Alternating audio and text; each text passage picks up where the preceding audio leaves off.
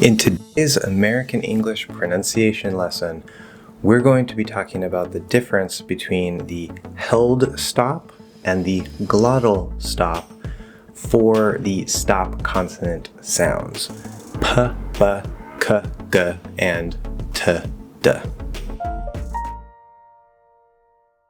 Hi, I'm Josh, your American English guide, and this is English Hacks Pronunciation, where I help you to sound more like a native if you want, and to understand natural American speech better. An important note that you need to be aware of. Different people seem to use the term held and glottal in different ways. I've found different sources saying different things. Some people use held to refer to the glottal stop.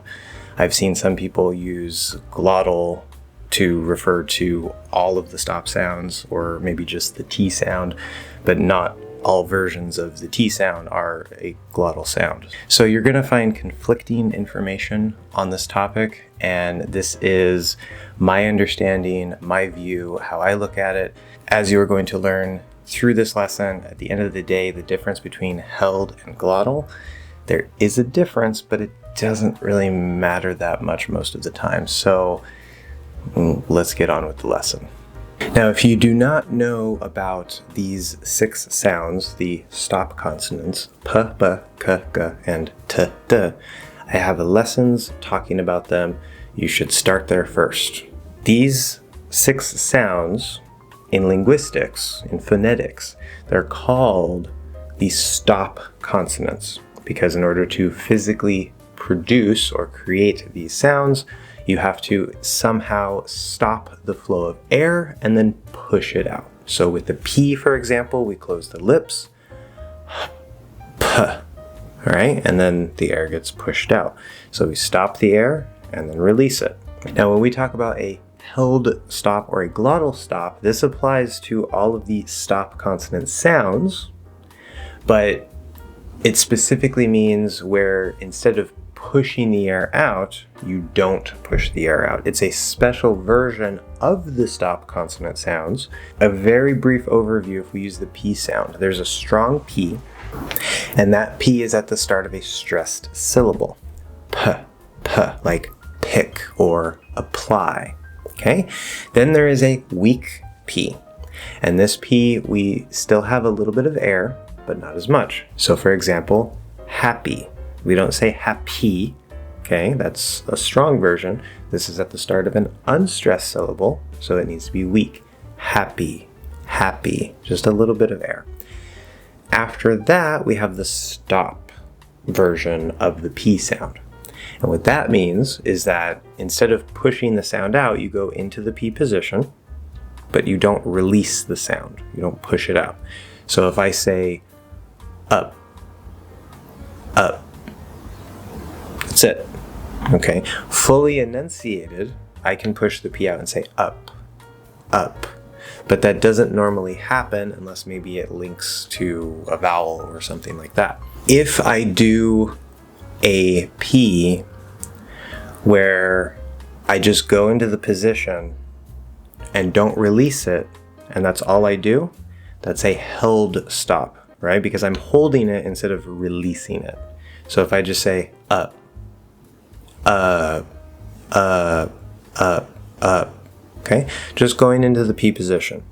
A glottal stop is where, in addition to going into the position for the sound and not releasing it, okay, you're going to hold it, but in addition to holding it, you're going to cut the airflow in your throat, specifically with something in your throat called the glottis. And this is why we call it a glottal stop, because the glottis is the noun. It's the thing in your throat that cuts the air off.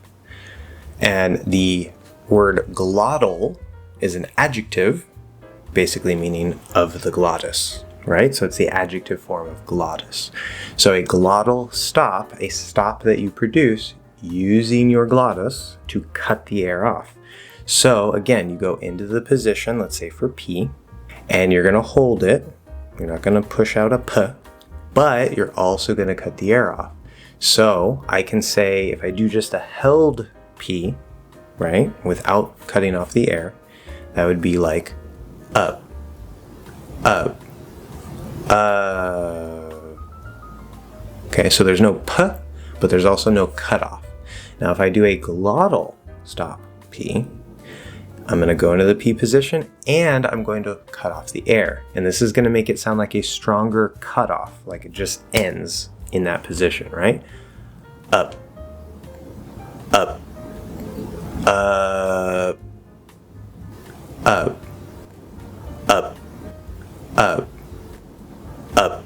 So the held, the sound will kind of fall until you hit that position, and then it doesn't strictly like cut nice and clean, like nice and clearly. It just kind of ends there.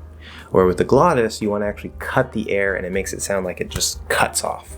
So for the voiceless stops, p, t, and k, this will create the illusion that the sound before it is shorter. It's not actually shorter, it's just an illusion. That is how you physically create the held versus the glottal stop. Now, when to use them? This is the good news. This is the easy part. It doesn't really matter that much. A good example here is the word mountain. Now, you can push out the T in this word. That's the fully enunciated version. Mountain. It's a weak T because it's at the start of an unstressed syllable, but we usually say mountain, mountain. Okay, which you probably know. Now, do you use the glottal stop or do you use the held stop?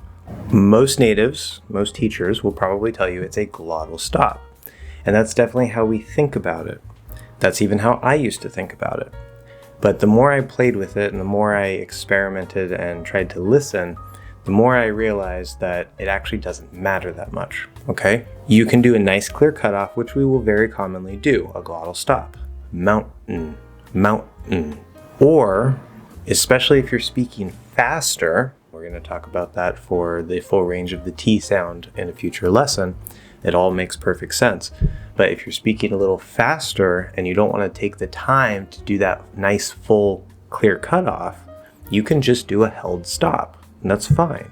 So you can say, instead of mountain, you say mountain, mountain, mountain. Okay, where you kind of just go into that T position, which is the same as the N, so it kind of seems like there's not really any T there at all. And then you just push an N back out again. Mountain, mountain.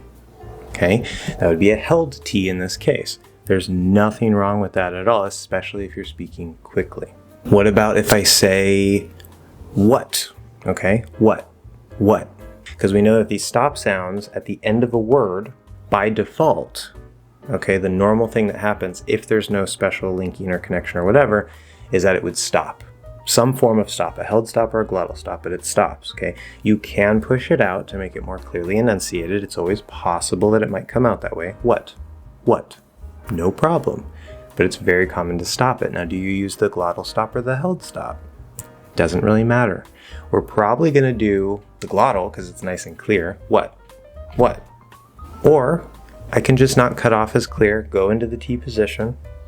What? Instead of what?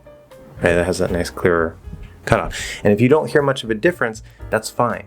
It's not a problem, okay? Because there really isn't too much of a difference in the sound here. It really depends on, do you want that stop to be more clearly heard? Use a glottal. Like, it doesn't matter as much, you're speaking a little more quickly, then just kind of hold it for a second and move into the next sound.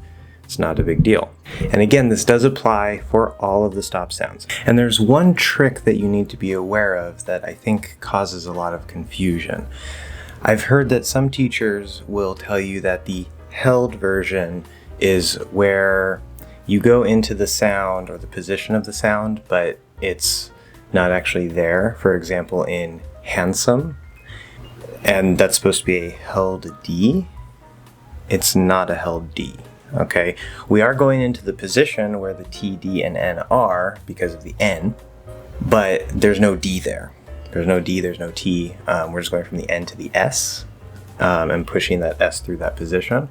So that's not a held D or a held T. That's just no sound. There's nothing there. So the D is spelling in that case, and it's not even a stop of any kind. Now, if you have any questions, please let me know. Definitely make sure to catch the next lesson. Thank you guys so much for watching another English Hacks lesson, and I'll see you in the next one.